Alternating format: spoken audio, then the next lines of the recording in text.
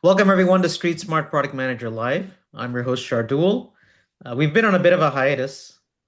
Hiatus? I think I said that correctly. I don't know how to pronounce that word. Sorry. We've been on a bit of a break, but we're back today with a really great episode. I'm actually genuinely excited about today, and our guest Saeed Khan, who I've known for quite some time. I'll do a proper introduction of him in a second. I'm sure many of you know him or have followed him as well through the years. And recently, Saeed and his colleague Jason Knight have conducted a landmark study on B2B product management. I know it was tagged as B2B, but I think there's a lot of lessons in there that kind of just apply universally throughout product management. And I'll tell you just a personal perspective, a lot of the results were really eye-opening for me. One of the big things, for example, that jumped out to me was the disconnect between product leaders and their product managers. And we'll get into that, a little bit of that. But of course, the report also reveals a number of other challenges that are being faced by product teams today.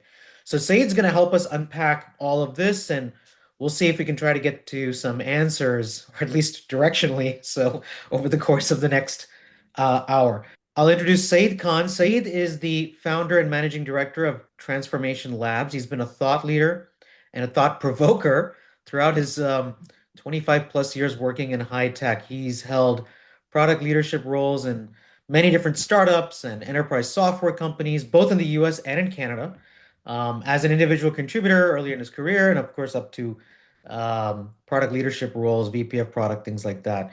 He's a consultant and he actively helps companies and organizations improve their products and improve their product organizations as well, so that he can help them accelerate product success.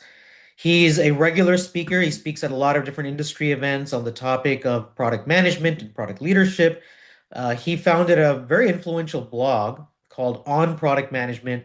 Honestly, it's excellent, and he's been writing and speaking on the discipline of product management and product development for decades, honestly. And in fact, I believe, if I'm not mistaken, that's how he and I first met. I had a blog, he had a blog, and I think through that journey, we somehow bumped into each other some, I don't know, 20, 25 years ago, or whatever the heck it was at this point. We've remained in touch. We were both back then trying to navigate this thing called product management.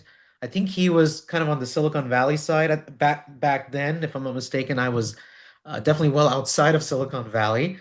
And we even guest posted on each other's blogs, I think once, many, many moons ago. And through the years, we've remained in touch. It's funny, like, Saeed's one of those guys who, even if I don't talk to him for like a year or 2 years, but we get on a call and I lose track of time and we start geeking out on product management, all the challenges of product management, all the opportunities. Um, and I think we're probably both gluttons for punishment. We can complain a lot about it. We can we can talk about the challenges, but we keep doing it. So there's obviously a lot of passion there. So every time we chat, we inevitably go off on tangents and lose track of time. So, anyways, with all of that, Saeed, welcome. I'm so delighted to have you on here. Yeah, thanks. Thanks for having me. And yeah, I think you have to be a glutton for punishment if you're in product. I think that's a requirement to just be successful. Um, so yeah, I've been doing this for a long time. I've been doing consulting for about 8 years, and after you work with a bunch of companies, you start seeing patterns, and then you kind of want to know what's really going on. Is it just sampling bias on my end that I'm seeing all these patterns? Or are there some industry-wide issues that we should be talking about? And so let me pull up the slides. Now, I had started with, hey, I'll make a few slides. And it got to, I'm just being honest, it got to be more than I expected, but I'm going to, oh, sharing's not turned on, Shardul. I need to, Yeah, I apologize. Try it again. See, I changed it. sorry, share, yeah, there it is. So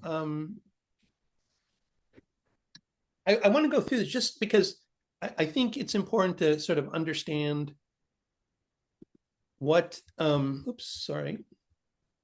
I think it's important to understand what the situation is in this report, because we're going to talk a lot about this report.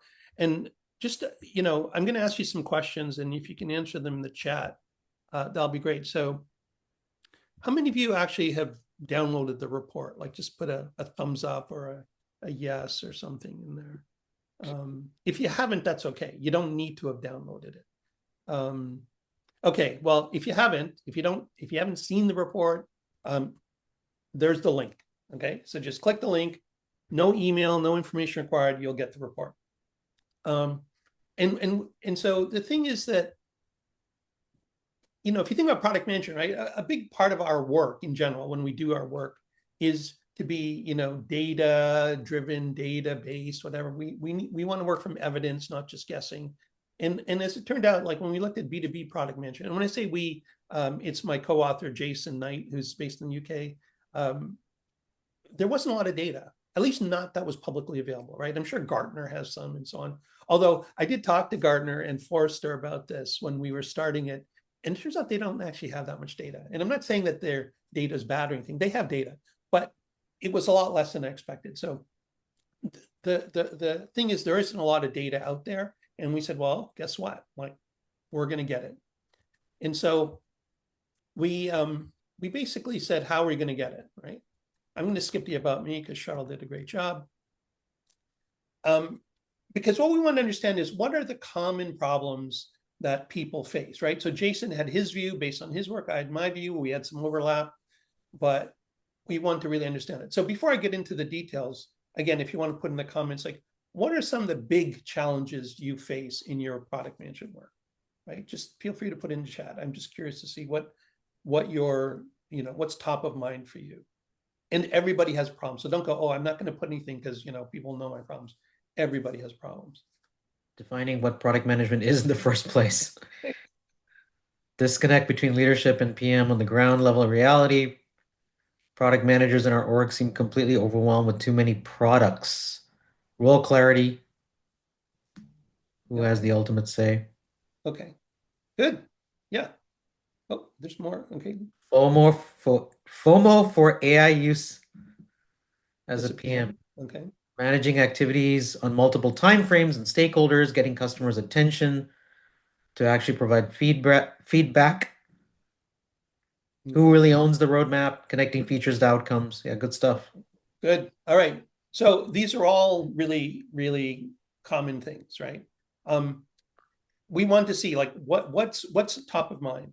And so we created this report, right? And this is the front page of the report. And if you download, you'll see it. But what we want to do is go deep on this. And we want to go deep because we want to understand what all these issues are, the fact that there was no data.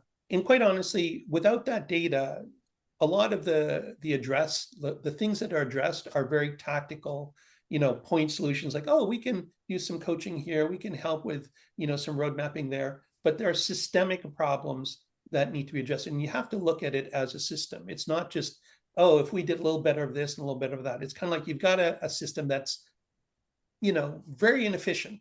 I'll just say that. And you're not really looking at it. Like if you look at sales, you look at engineering, you look at marketing, they all have systems of work, right? Sales methodologies, engineering practices. Product doesn't seem to have that. And I could do a whole talk on that, on why that is.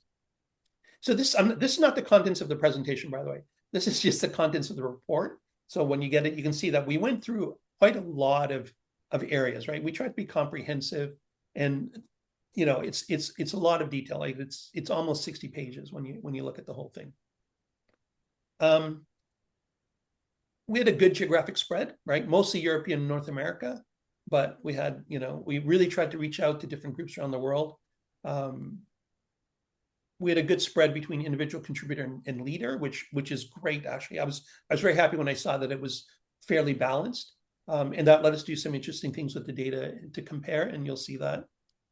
And so the first question is, what are the biggest issues plaguing Sorry, say just a super quick. I just realized, I found it interesting on the previous slide.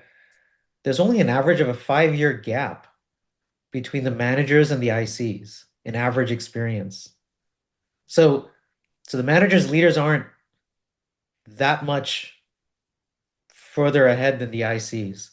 I mean, it may not mean anything, but I just thought that's just kind of, I assumed, maybe it's my own assumption, I assumed there'd be a difference of 10 plus years, but that's not the case in the respondents. Yeah.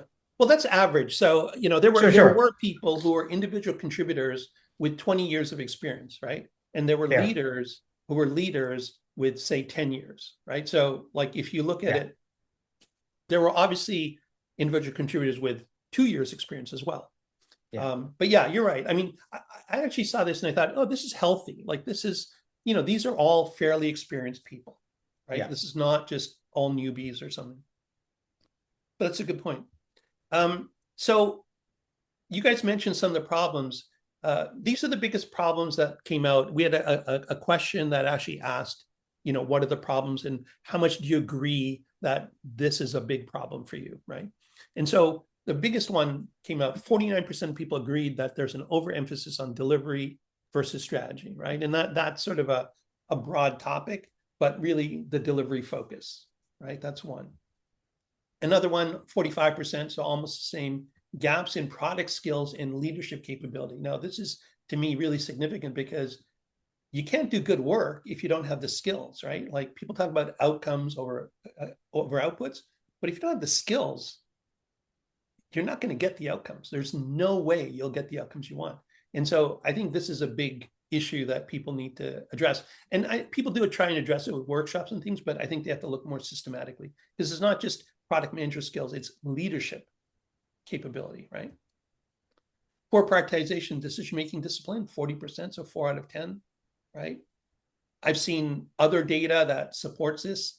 Actually, I thought this would be higher, but lack of clear goals in alignment with business strategy. This is a complaint that comes up often. I think someone had in the comments, right? Like, we're doing work, but how does it align with the business? Or the businesses, how are our business goals being met by the work that product management doing? That's a gap I've seen just in a lot of the work I do.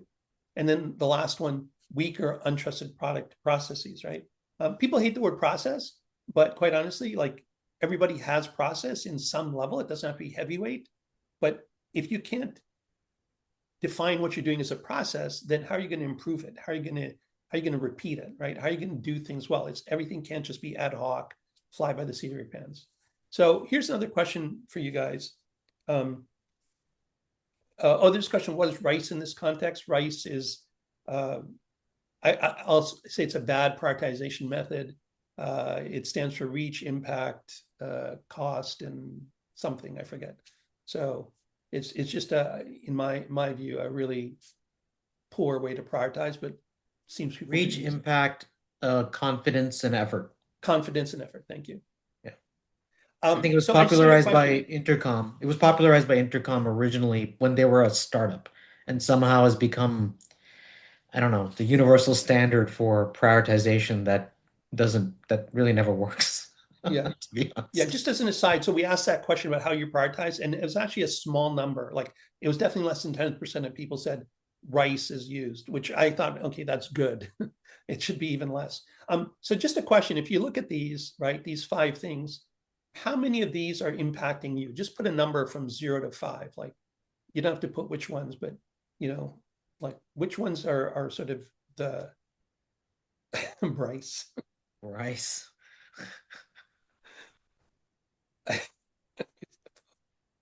I use Hippo.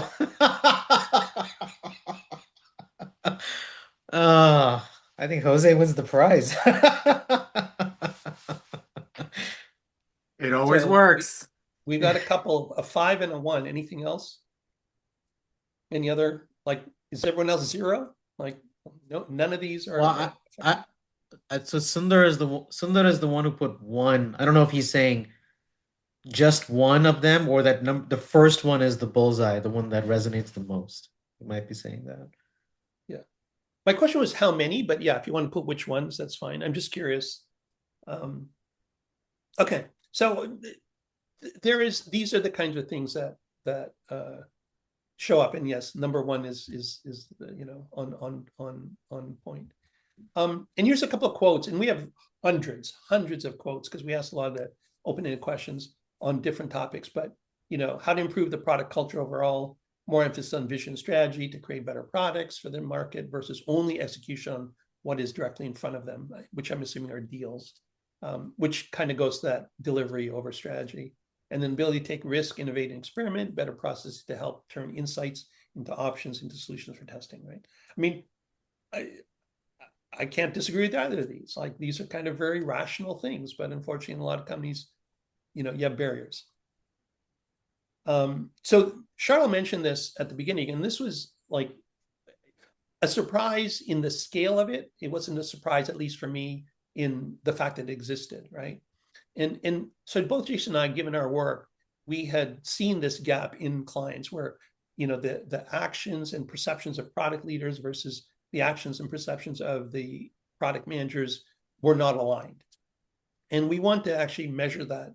So we actually asked a set of questions where we asked leaders to assess themselves on product leader activities. And then we asked, if people identified as ICs in the survey, we asked them to assess their product leaders. And so we could compare that. Now, this is an aggregate. It's not ICPMs, and product leaders aligning, like in the sense that we don't know who reports to who, and we can't control that. But it's just an aggregate of the perception of individual contributors versus the perception of product leaders, right, over the entire respondents. And so these are the 6 things we asked the evaluation on, right? So does the product leader set a clear vision? Do they align teams? Do they enable prioritization, right? Do they foster ownership and decision-making? Do they remove cross-functional barriers? And do they invest in their people, right? So these are all things that product leaders should be doing on some level. And so when we look at the first one, so, product leaders, 78% or 76% of them said, yeah, I agree that I set a clear vision and product strategy, but only 33%, right? So 76 is like 3 out of 4 and 33 is 1 out of 3. Only 33% of individual contributor product managers feel their product leaders do that well, right? So that's a 43-point gap. That's huge. The next one, even worse, right? Do they align teams? Yeah, product leaders, we do a great job. Product managers, not so much, right? So it's sort of 88%, so almost 9 out of 10 think they do a good job, but only 1 out of 3, again, product managers think their leaders are doing this well. Same story at the next one, right? 79%, so almost 8 out of 10 of leaders think they set, effective or enable effective prioritization. And only 22%, like 1 out of 5, 1 out of 4, think that their leader's doing a good job, right? So it's just across the board, right? And this is huge. Like these gaps, like I'll be honest with you, I would have thought a 10, 15, 20, maybe even 25% gap would have been acceptable, just because it's difference in perceptions and difference in realities, but not a 50% gap or more even, right? So this is a problem. This is a problem that I think product leaders need to understand and they need to acknowledge, right? We're not blaming anybody, but they should acknowledge that, and then they should work towards addressing it, right? And the first thing to do is talk to your teams, right? Understand where some of these gaps might be and start figuring out how to close those gaps, right? I'm assuming that product leaders are doing things with good intentions, but clearly something is missing when it filters down to their product managers, right? The very last one, I'll just point out, like invest in people through mentorship, feedback, and career development. 78%, 80%. So these leaders think, hey, I'm doing a good job with my teams, yet only 1 in 4 are going, yeah, my leader thinks about me and, cares about my mentorship and, things like that. So see this, you and I talked about this in our prep call. This was the one that I mean, it was a real surprise, real revelation for me. So I think, like you said, the fact that there is a gap isn't in and of itself a surprise. I never expected a 0% gap, no, or we're never going to be at 100% alignment, just because the nature of the role is different. If you've never been in a leadership role, then it's hard for you to perceive what's involved. And if you're in a leadership role, then there's a lot to that particular thing. But the fact that it's this big and stark is what really surprised me. In fact, to be honest, I was a little bit even surprised with that first one there, sets a clear vision and product strategy, where it's like 3 out of 4. I'm kind of sitting here wondering, what's that fourth person doing? Why is the leader unclear on the vision and strategy? So That's one thing that really jumped out to me. And another thing just to call out is, Mike in the chat, I think asked a really interesting question. To what extent do you believe these gaps mirror the gaps in the overall organization? So is this just a leader I see um, disconnect, or is it reflective of maybe something broader in organizations? Okay, so I can only speculate here. The data is the data, right? So Yeah. there's absolutely a gap within the product organization, but I can't assume that that's just isolated to the product organization, right? But like if I was working in a company and I was the product leader and there was a gap above me, like, and I've seen it in companies, right, where the senior management team is not is dysfunctional for various reasons. There isn't clear strategy, there isn't clear vision. I would tell my team that, yeah, look, we don't have this clarity, and here's some of the reasons why. Like, I wouldn't spill all the dirt of the leadership team, but I would help them understand why things are wrong. So there should be a consensus of what's going on, right? Like there shouldn't be different realities. So absolutely, I think there's other problems, but I think that the product leaders can do a lot of work just within their org to kind of bring some alignment here. Is it largely, just a communication gap? It just requires more, better slash more effective communication, more frequent communication, maybe by leaders to their product managers. Is it Well, really just that, or? I don't think it's just that. I think that's an absolute minimum. Mhm. Um, in a LinkedIn discussion on this, someone had said, you have to look at incentives, right? What are the leaders incented and to do, right? How is their performance measured versus how the individual contributor product managers are measured, right? And if the leaders if the incentives are misaligned, then you're gonna have this come up, right? Like people will do what they're rewarded on.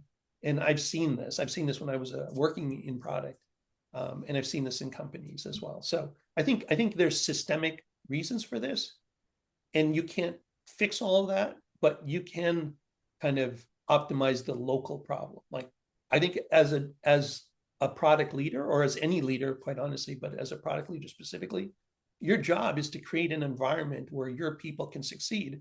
And one of those requirements is to be aligned with your team, right? Like the leader can't be living a different reality than the rest of the team.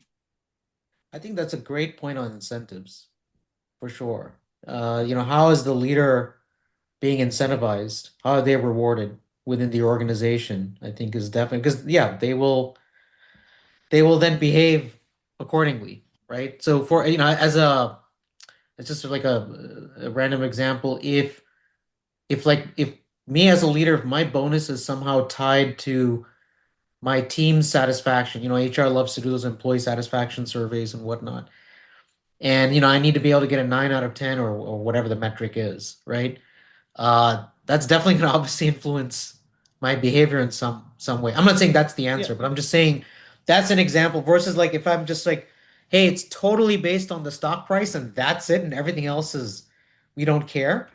yeah. Well, that's definitely going to influence behavior in a different direction, right? Absolutely, absolutely. I mean, just a very simple example. If the leader is incented on and rewarded on-time delivery, guess what's going to happen, right? Doesn't matter what else is going on. So Yeah. that's an example. There's a couple more questions in there. So Yeah. would So would it, would it have made sense to ask the leaders the same question to reflect their leaders, to reflect what their leaders would have said? Um, well, it would help. I mean, we were focused on the product org and we had to kind of limit scope. The survey was already quite lengthy and we had a tough time trimming it down. So yes, I think there's a lot more that could be looked at. But again, just in the scope of what we were trying to achieve, this was sort of the most direct comparison we could make. Ben Um, has an interesting comment. I want more feedback all the time, and I want to understand what all my colleagues are thinking and why they think they're doing whatever they're doing so we can collectively understand what we're doing. And yeah, well, so what this got me thinking about when I got into leadership roles, one of the things I realized was a big part of it was getting to know my product managers or the people who reported to me on an individual basis. So, for example, I've had people like Ben report to me who want more active feedback, right? And want have a more collaborative mindset. And that's great. That's awesome. And I've had others who are like who've literally told me, I'm good. I don't need like stop. Like, don't keep coming to me. Or like I had one employee once out who was literally like, hey, if I'm doing a bad job, just tell me, hey, you know, John, that presentation sucked, right? And in fact, he would call me out if he felt like I was BSing him, right? And so there's a there's kind of that's I guess one of the burdens of leadership is you have to kind of take that extra step, put that extra effort to get to know each of your people individually, right? Because each of them are going to want information presented in different ways. Each of them are going to want to receive feedback in different ways. And so then when you kind of map it back to this slide where we talk about vision and strategy, sure, there's the team meeting and you talk about it, but then there's the ongoing reinforcement on an individual basis. And then the messaging there can vary a little bit. Like, that's kind of one of the things I realized kind of the hard way when I became a leader. Okay, so the last thing I want to kind of talk about is like, and I picked product discovery for a reason, but it's one that just I think it's easy for people to kind of wrap their heads around, and it's obviously a very important thing that people need to do. And we hear a lot of complaints about it in different ways. And so we asked a set of questions, right? 5 questions, and what we're looking for: what are the barriers? What are the problems people have when they're trying to do discovery, right? So do they have access to customers? They have time to do discovery. They have the training to do it, right? And it's a skill. It's not just, hey, go talk to customers. Does the company value discovery, right? Like if your company doesn't value research, it doesn't matter what you do, right? And then where are product decisions made? And don't worry about the spread here as much, but you can see here like 45, 48, roughly half the people say they have access to customers, which means about half don't have easy access to customers. Well, guess what? That's a problem. 25 to 30% say they have time to do it. So 60, 70% don't have the time to do it, right? 43, 49, so all half say they have the training, they feel they're confident they can do it, which means about half don't. And then lastly, on the 4 skills, the company values customer and market research.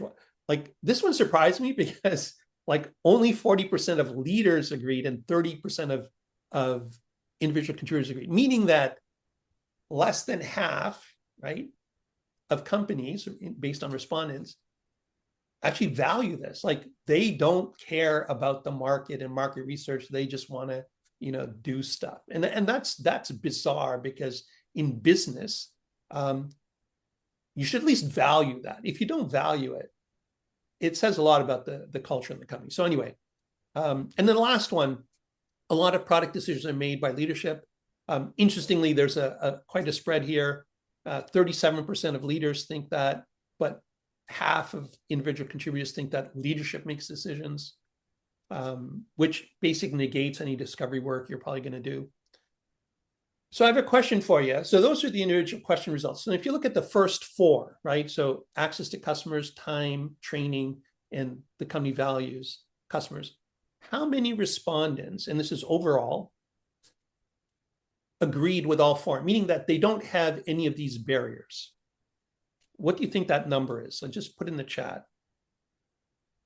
What percentage of companies don't have any of the first 4 barriers? So would agree with all 4 of those first statements. 10%, 5%, 0%, 17%, less than 50. Okay. Less than 50. All right. Well, so I'll give you a hint. It's less than the lowest number on there. So it's absolutely less than 50. Yeah. So you're all hovering around it, right? The answer is, I looked across the data, and the answer is 9% of respondents, and that's leaders and ICs. 9% said they agreed with all four, which means 9 out of 10 have barriers, right, to doing this. There were, I think, more than 50% of people had 2 or more of these, if I remember correctly, right? So it's not just, hey, I don't have time, maybe I can find some time. It's, I don't have time, I don't have easy access to customers, I don't have the training. It's multiple things, right? And this is where like understanding this data is really important so you can actually solve the problem. Because if the natural reaction to this is, oh yeah, we don't have time. Well, then let's figure out how to get you some time. Well, guess what? Like if you don't know how to do discovery, having more time to do it isn't going to help you, right? If your salespeople don't get you access to customers, having more time isn't going to help you, right?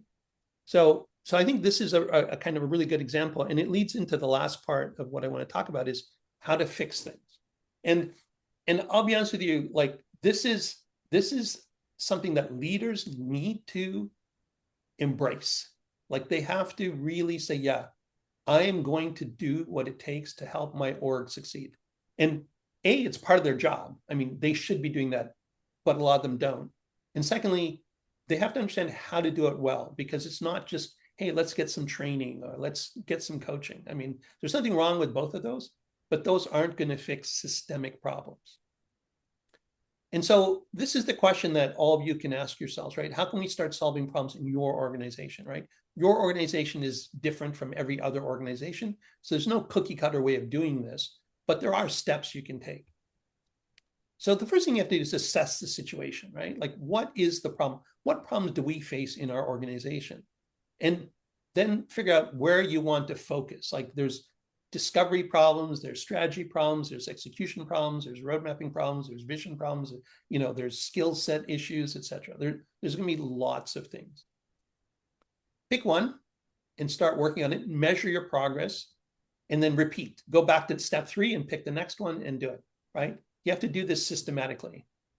Now, the problem you have is kind of what's in this picture, right?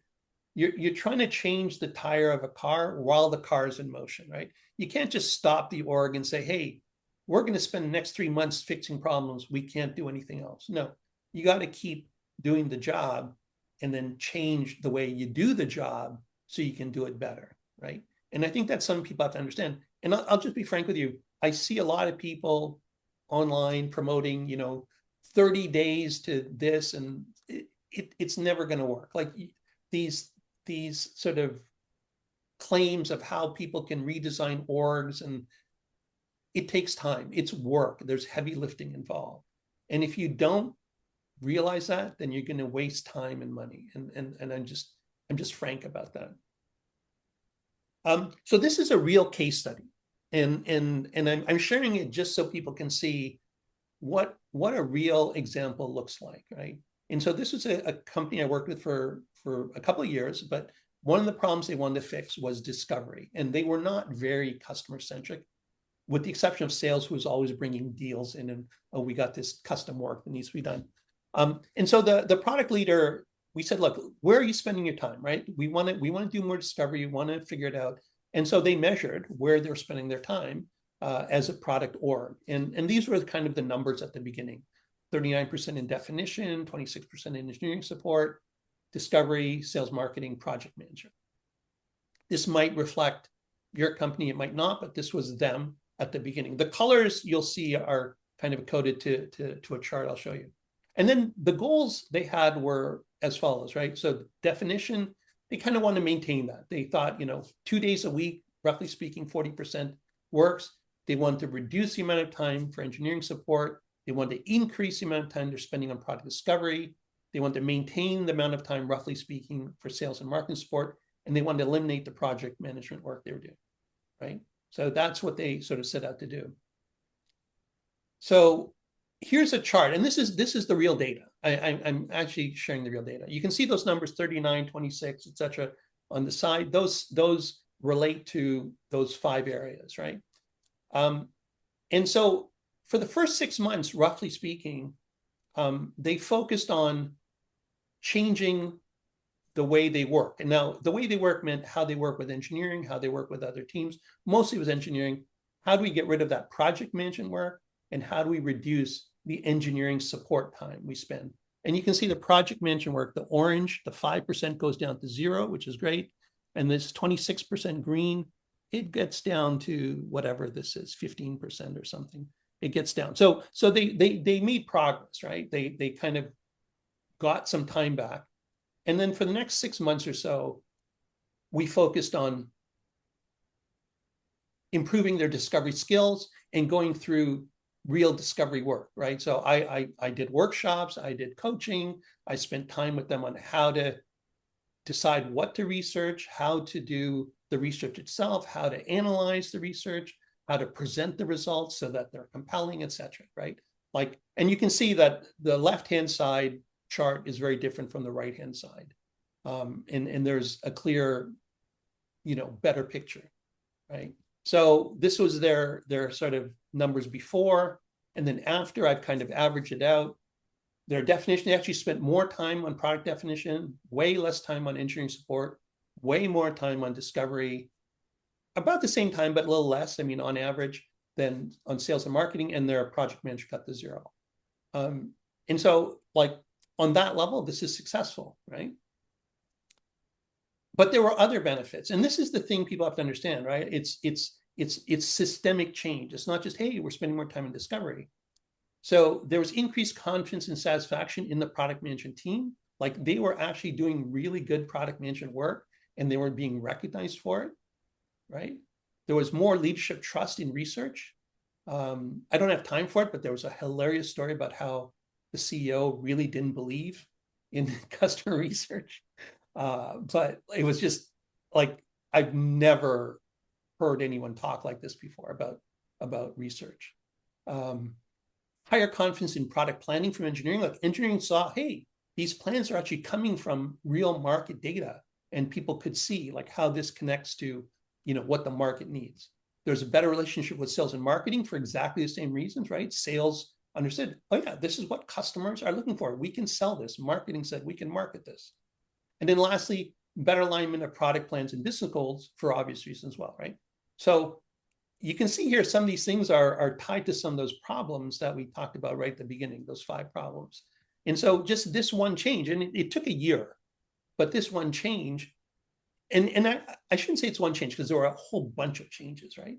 But this change in discovery flowed through the system and impacted them in really positive ways. So I think that's a lesson to take away from this, right? That like solving problems systemically gives you other benefits that you may not have realized. Hey, Saeed, so the question on in the previous slide, the engineering support and the project management, which went down. Was part of that solved through they just hired other people to take that on, or was it really just a lot of wasteful work that was being done?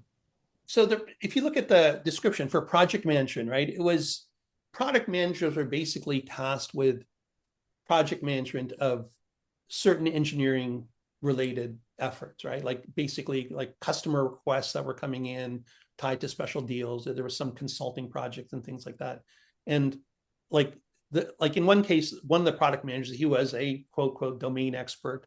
And so oh yeah, he'll do it because, and it shouldn't be too much of his time. And of course, it was a lot of his time, and being a domain expert wasn't the reason he should have been given that work anyway. So they basically realized that there are other people. They had product owners and they had, engineering managers and things who really should be overseeing that work. So that was the project management kind of thing. So it wasn't any new hires.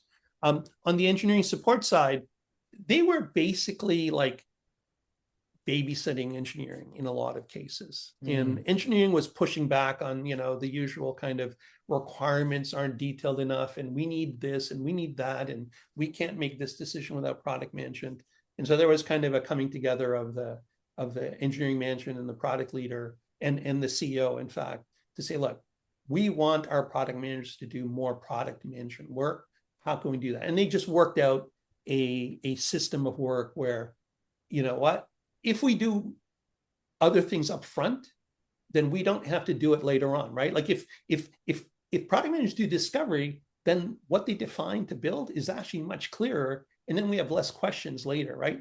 That kind of thing. Right. So they worked it out, and quite frankly, the VP of engineering was a really good guy. He wanted the product managers to be product managers. He didn't want them to be project managers or engineering support and things like that. Yeah. Like he kind of wanted the system to work. And so it took time, but that's what happened. So they didn't really hire more people. They just Yeah, so it was more of a cultural it was a shift, cultural and shift.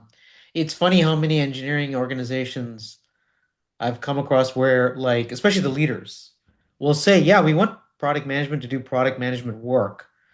But when it comes to day to day, they're like, oh, we need them in the stand-ups and we need them involved in every single decision. So, so I think that's a good point. It's a bit of it's a cultural shift. It was a cultural Yeah. shift. Absolutely. It's operational shift, which led to a Right. cultural shift. Yes, absolutely. All right. So I'm going to finish up here. At the back of the report, there is a next steps section. And I've just kind of pulled some of that here, but you can look at the report and see it in detail, right? So quite honestly, for individual contributors, there's not a lot you can do on your own to change your organization, right? That's just not within your scope. But what you can do is raise awareness, right? So one thing is share the report, right? If you've got it, like, and share parts of it that are relevant, you know, educate people, right? Get that awareness going. You're probably not the only product manager in your company who sees the problem. So, I say build a coalition and kind of find other like-minded people and, kind of see what you have in common. And lastly, if you want to propose some, quote, evidence-based solutions, right? Like say, hey, here's the problem, like this discovery problem. Oh, we don't have time, or we can't do it because we need, training or whatever. Like there's sort of low-level things you can do, but talk to your product leaders regardless. Like raise this up and have that conversation. If people listen, great. If they don't, well, you have some choices to make. If you're a leader or a CEO, assess your organization, right? Understand why there's that gap, how big that gap is between leaders and ICs. Figure out what needs to be done, where things are inefficient, right? I think product leaders need training, right? We saw that as a second problem, gaps in leadership capability. So yes, product managers need training, but so do leaders. And lastly, address skills gap in teams. Like those are sort of the most fundamental things you can do. They're not going to solve the systemic problems, but they are things that you can do tomorrow if you really wanted to, right? And then lastly, and I'm just saying this, this is not a sales pitch, but Jason and I, we're consultants. We actually want to help companies, but we also have to feed our kids. So we actually are offering two things. One is just an organizational health check, and it's kind of aligned with the survey, and we can get you the data you need of your organization if you want to assess it. And then the second thing is, if you want to do something like that transformation with the discovery, but in discovery or other things, you want to kind of figure that out, then we can do that as well. We can help you with that. We're not going to do it for you. But what you do is you do a baseline measurement, right? Where are we now in whatever measures you are? What changes you want to make? We can guide on what's the path to achieving that. And then we would do a follow-up measurement, right? So just like we had before and after with the discovery, you'd want to do that again so you can see what changes have been made, right? So if you are interested in this, and this is not a sales pitch, there's that URL at the bottom, tinyurl.com fixing PM. Click on that, answer a couple of questions, and we'll get in touch with you. But that's totally up to you. And that's it.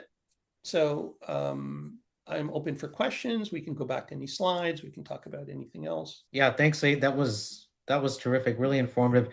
Folks, what questions do you have? You can go ahead and put it in the chat, or if you want to raise your virtual hand, and then I'll call on you one by one. Yeah, Shardul. Just had a quick question. Hey, Tapan. Yeah, go for it. Was the study done, Saeed, great talk, Saeed and Shardul, thanks for putting this together. Was the study done in a pre-AI or post-AI? I just didn't know if the AI tools are helping product managers with discovery or other activities, PM activities. Well, it was done last year, so you can decide if that's pre or post AI. There was a section on AI in the report. We didn't want to focus on AI, but we want to get a sense of what people are using and what their concerns are.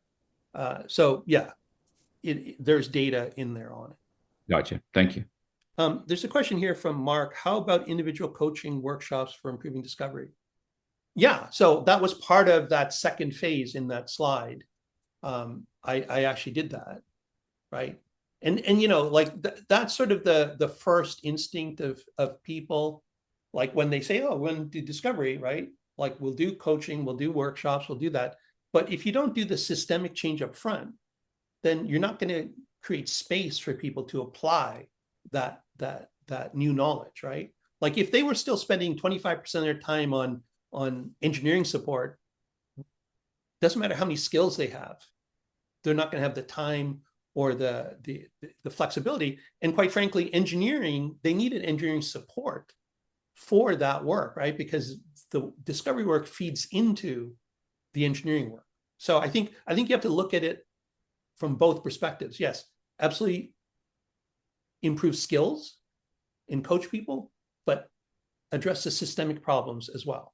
Dan has a question. When you did the baseline and follow-up measurements, were there any metrics that were most persuasive to execs/leadership? Okay, so first of all, I didn't do the measurements. It was the product leader who was tracking the time spent. The measurement itself wasn't where the persuasion came. It was actually seeing the results of the work. So as an example, when they did discovery work, and I'm thinking of one particular product manager who was really, she was great. She kind of followed my guidance, which, is always nice to hear, but she then applied it and built sort of her kind of internal stakeholder management work based on the evidence from the discovery. And I had coached her to say, look, don't tell them what you heard, tell them what people said, right? Like have quotes from customers that they know. Oh, big company X head of whatever said this, and this is what they're looking for, and this is why they're looking for it, and this is how I think we could address it. That has power, and that's what actually was the biggest impact, was leadership hearing what their customers, who they knew well, were saying, right? Because the leadership wasn't talking to the customers in the same way the product manager was. So bringing that external evidence in and not being the translator of it, but simply being the conduit for it, right? So you sort of step back and say, here's what they said, here's what they want, here's why they're doing this, here's the problems they have, right? That makes a big difference versus, oh, the product manager went and did some discovery and heard this, right? Like the kind of mindset changes when the people who are saying the things that you're hearing from your product managers. So that's the way I looked at it. Like that was the shift, because I attended one meeting, and I forget who it was, one of the leaders anyway, was kind of like, oh, I've talked to them before, they've never mentioned that. And it's like, well, you didn't ask them the right question, but here's what they said, literally the quote. And that shifts kind of perception. What are the questions you have, folks? It can be kind of a spiral for engineering leaders. Once the org has a track record of missing dates, ensuring that engineers have fingers on keyboards as close to 100% of the time. So I'm not an engineering manager. I don't sort of, diagnose engineering problems, but I would just approach it the same way. Like, why are they missing dates? Like missing dates is this sort of outward symptom of something else, right?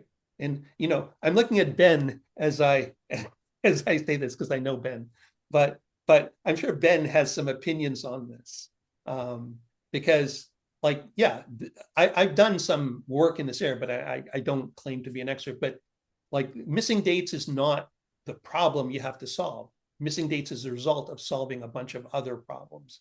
and you really have to look at why those problems are there.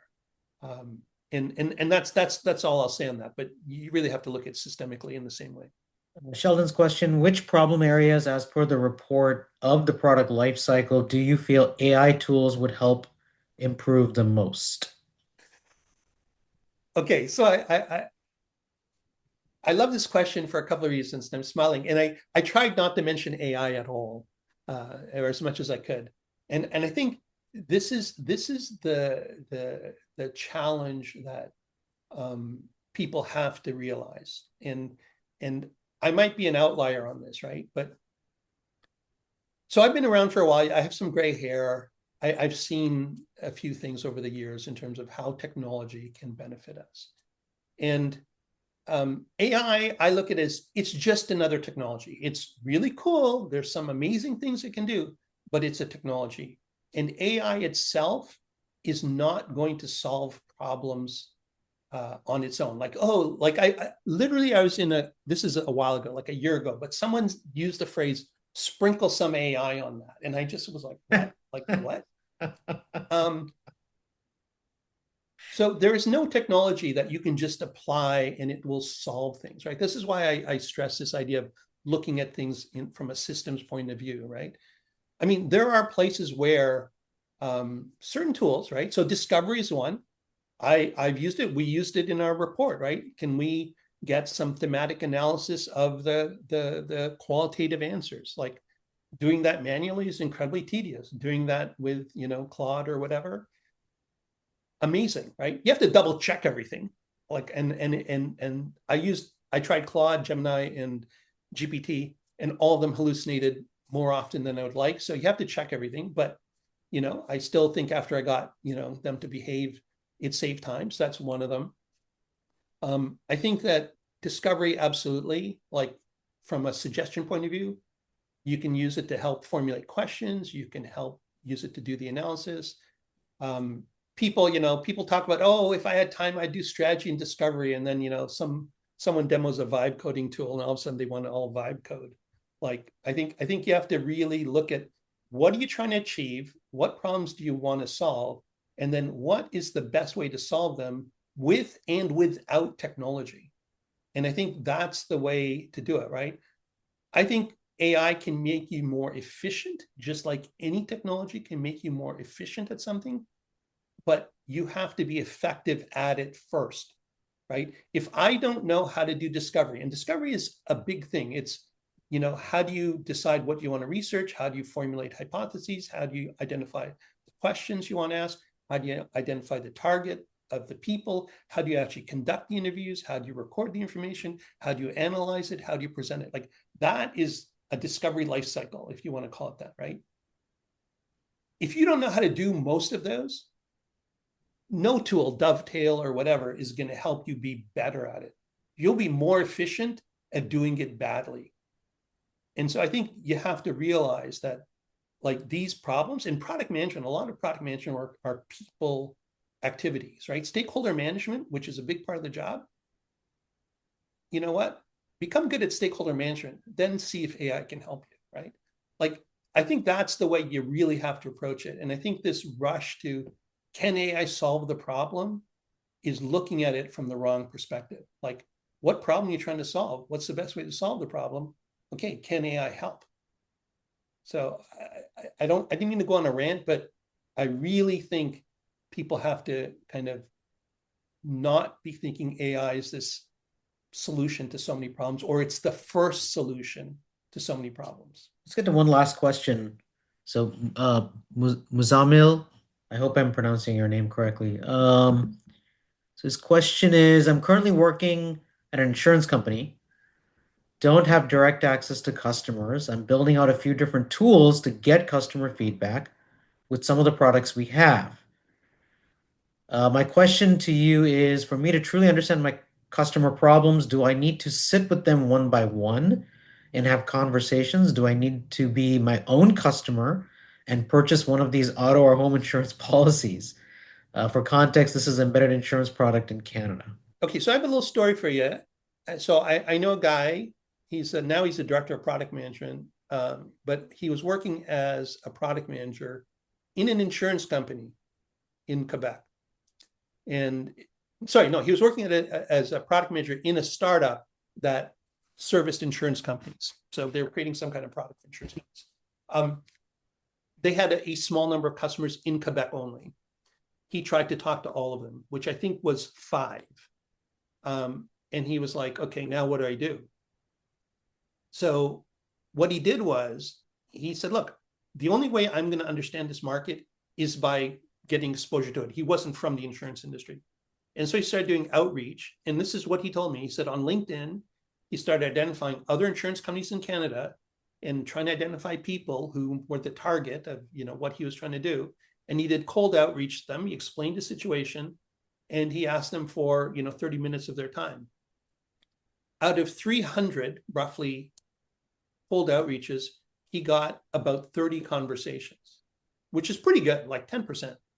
And out of those 30, he said several of them engaged with him further. So I don't know how much further it was. But he said after he finished those 30 conversations, not only was he really confident in what he was trying to understand, but he actually had spoken to more insurance people than virtually anyone else in the company. And I love this story because here was a guy who had a problem and he said, how can I solve it? And he found a way, right? And I think that's the thing you have to the mindset you kind of have to have is, I think making decisions. So I don't know if you guys know who Jared Spool is, but he's a big guy in the UX space. He has a quote. He said, there's a technical term for making decisions without user research. It's called guessing. And I think I love that quote. But I think that's the challenge you have to have is we don't want to be guessing. We don't want to be just doing things based on, minimal information. We want to be confident because our decisions impact the company. They impact the top line, they impact the bottom line. So how can I solve that problem? And so that's my advice to you is find out a way, do that LinkedIn outreach or make connections in the industry, but get evidence to support whatever you're doing and it'll pay off in the long run. Frame it as risk mitigation. Yeah, Joe, there was one director of product I was talking to, and they, for whatever reason, their leadership just had an allergic reaction to the word discovery. It just, to them, they just translated it to mean we're not going to do any real work. It's just, we're just going to keep doing research forever. And all he did, after some trial and error, he just reframed it as, I think he called it due diligence Yes. and risk mitigation. And as soon as he reframed it, and his insight was because the CFO was a big risk guy. He came from the risk world. As soon as he did that, suddenly the CFO was his biggest ally and was like, yes, guys, we need to do risk mitigation. We need to do, and it just meant discovery is really what it was. Yeah. So it's just funny. Sometimes just rewording it can be the unlock potentially. Cool. Well, I'm going to end it there for us. Thanks everybody for joining in. Again, I will send out the replay later today or tomorrow. Saeed, thank you so much. This was really informative, really great. Great study, great report. I will also send everybody, Saeed's, if you don't already have it, he's on LinkedIn, but I'll send you his contact info as well. Other than that, everyone, thanks so much. Have a great rest of your weekend. Thanks. And yeah, reach out to me on LinkedIn. Feel free to connect, ask questions, whatever. I'm happy to engage with any of you. Thanks, everybody.